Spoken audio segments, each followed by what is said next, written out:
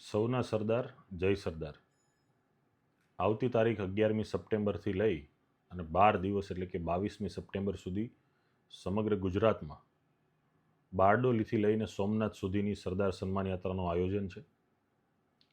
ઘણા બધા ગામડાઓ, જિલ્લાઓ, તાલુકાઓ, નદીઓ અને ઘણા બધા શહેરોને જોડતી આ ભવ્યાથી ભવ્ય આપણા સૌના આદરણીય પૂજનીય વડીલ અને ભારત દેશના ઘડતરમાં જેમણે મહત્ત્વનો ફાળો આપ્યો છે અને સમગ્ર 18 વર્ણના આલમમાં જેમની ખૂબ ગણના થઈ છે એવા સરદાર સાહેબની આ સન્માન યાત્રા હોય ત્યારે સમગ્ર લોકો, જનતા, સૌ પ્રતિનિધિઓ,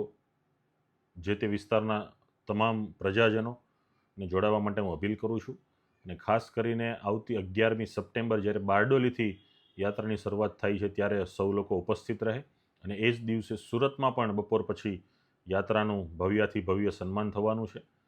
આ સમગ્ર સુરતમાં યાત્રા આવવાની હોય ત્યારે 11મી સપ્ટેમ્બરે પણ આપ સૌ લોકોને પધારવા માટે હું વિનંતી કરું છું અને સરદાર સાહેબના વિચારોને આ યાત્રા થકી ઘર ઘર સુધી પહોંચાડીએ,